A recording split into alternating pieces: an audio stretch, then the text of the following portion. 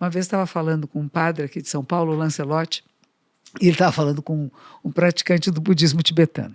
E estavam falando sobre espiritualidade e como que você oferece o ensinamento. Diz assim, quem está com sede, você tem que dar água. Quem está com fome, você tem que dar comida. E não é textos especiais, nem meditações muito raras, nem preces. O que este ser humano precisa? Isso é espiritualidade. Então, a espiritualidade não é uma coisa separada da realidade. Não é uma coisa que as pessoas vão ficar, que nem vocês falaram, é difícil meditar. Não, vocês têm que produzir esse podcast, tem tantas coisas que tem que fazer. Não vou passar o dia inteiro em meditação, mas eu posso ter alguns instantes. Por exemplo, eu tenho dúvida de que posição é melhor eu tomar nesse momento. Eu paro, sento um pouquinho e deixo esse computador, essa coisa maravilhosa, que tudo que nós temos de tecnologia são cópias rudimentares da mente humana. E eu deixo que ele processe. E às vezes ele não processa de forma muito lógica, não. Ele vai usar todas essas informações e processa tão rápido, que você fala, tive uma intuição. Não é bem intuição, é que o processo foi mais rápido do que a sua parte consciente.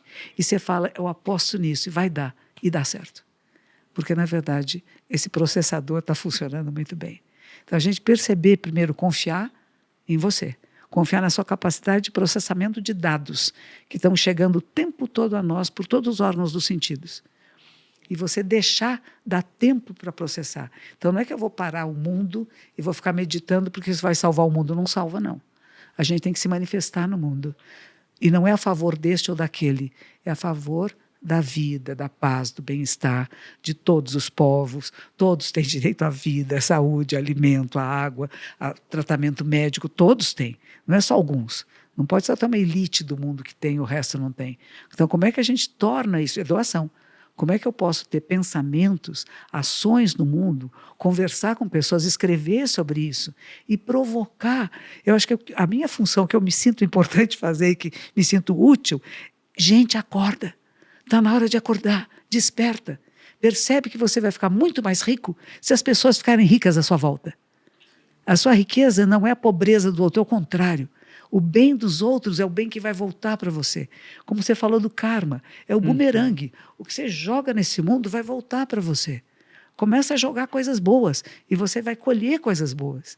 Mas começa a colher coisas que são muito individualistas, eu não falo nem egoístas, né? Mas só eu que presto no mundo, não, e não vai dar certo. Você fala, como é que eu compartilho? O que vocês fazem aqui? Como é que compartilho conhecimento? Você fala, não vou compartilhar nada, eu vou ficar bem rico, e os outros que fiquem pobres para lá. Quanto mais pobres eles ficarem, melhor para mim. Você faz o oposto, você diz, vamos ficar ricos juntos? Sim. Vamos crescer juntos? Muito se as pessoas entendessem dessa forma, né, cara? É muito interessante. O que você está falando, muito Monge, legal. Assim, tem a ver com princípios e leis naturais, assim, né? Então, quando você falou na história do Buda, onde ele colocou a mão no solo, né, e falou, somos um só, eu reflito que os mesmos princípios que regem o solo, né, o ar, a natureza, regem a própria vida dele, né? Então, por exemplo, um dos princípios da natureza é sempre fazer algo pelos outros. A natureza é assim, não é? Então, desde a árvore, né, quando tem uma fruta que cai para um animal comer, até um rio que corre e não é o próprio rio que bebe da própria água, é um animal. Até um mar que, por exemplo, sem vida, né, por não permitir a vida, é chamado de mar morto. Né? Então, assim, você tem princípios onde você sempre faz algo pelo outro.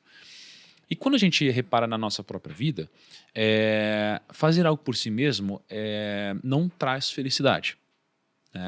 Porque isso aqui vai contra um princípio natural. Então, eu tive uma situação onde eu estava agora nos Estados Unidos e aí eu estava numa loja, numa GameStop. Eu gosto muito de videogames e tudo mais. Aí estava eu e a minha esposa e aí tinha uma mãe com um menininho lá. E a gente estava comprando presente para o filho da Maíra, o Lucas, né? E eu estava comprando lá um presente e tal, e chegou um menininho do lado, e aí o menino pegou uma caixa, assim, de várias cartas de Pokémon. E aí ele chegou para a mãe e falou, mãe, eu quero esse. Aí a mãe olhou, assim, com uma cara meio triste. Aí ela falou assim, vamos ver se dá. Aí chegou no caixa, moço, quanto que é esse? Aí falou lá, X dólares. Aí ela falou, não vai dar pra gente levar, filho. E guardou. Aí o filho ficou todo triste. Aí chegou a minha esposa e falou assim, Tiago, vamos comprar pra ele. Eu falei, vamos lá. E aí eu cheguei pra ele e falei, vocês acreditam em Deus? Deu vontade de falar isso, eu não falei, meu Deus, eu deveria falar. Eu queria ter falado isso. Depois eu pensei. Eu falei assim, meu, vocês querem isso? Quero. A gente vai comprar pra vocês. Aí a mãe pegou e falou, não, peraí. Sério? Sério.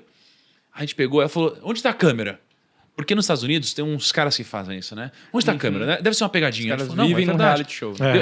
Eu falei, deixa eu só terminar de pegar o negócio aqui pra mim, e aí a gente já passa junto lá. Aí a mãe, não é possível. Será que não? Deve ser mentira. Aí eu falei, peguei mais umas coisas, passei no caixa, comprei e demos pra criança. A mãe ficou emocionadíssima. E a criança também ficou feliz demais, e etc. E aí, no que a gente saiu da loja, o que eu senti foi algo tão impagável, tão bom, tão gostoso, por uma coisa que, perto do que eu construí em termos financeiros, é tão pequeno, que difícil gerar uma situação como essa, né? E tem várias outras. Tem uma que eu lembro, por exemplo, de... Putz, uma vez eu fui lá num Starbucks, eu tinha comprado um negócio quentinho no Starbucks, aí tinha um mendigo, quando eu saí, ele com muita fome, eu falei, caramba, dei pra ele. E aí ele comeu... sensação incrível, o melhor lanche do mundo e tal. E aí, isso é muito bom. Por quê? Porque nada que você fizer pra você vai te proporcionar esse tipo de prazer. Isso daqui é científico.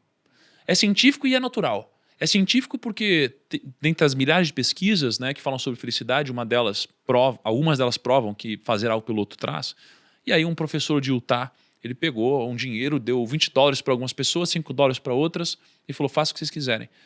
E aí monitorou o que elas fizeram com o dinheiro, separaram em 2 grupos, e aí depois acompanharam as ondas cerebrais, né, e tudo mais. Aqueles que gastaram dinheiro consigo geraram um pico de felicidade no dia. Aqueles que gastaram dinheiro com os outros geraram uma felicidade que perdurou pela semana inteira, né? Então fazer algo pelo outro te traz isso. Por quê? Porque isso aqui é natural, um princípio natural. Então quando você fala disso do solo, e você fala sobre produzir para os outros, pegar a sua riqueza e ajudar os outros, isso daqui faz muito sentido, mas por algum motivo as pessoas elas não deixam isso entrar na cabeça delas, né? Não deixam espaço para entrar. Tem pessoas que têm dificuldade até de oferecer um copo d'água, né? Por quê? Pois é. Porque tem medo. Tem medo do quê? Tem medo de outro ser humano? Tem medo de compartilhar a vida? Você veja as árvores, diz que as raízes das árvores passam vitaminas umas para as outras. A que está mais fraquinha, elas lá por baixo da terra estão ajudando. Não é tão visível muitas vezes, né? O bem que possa estar sendo feito, né?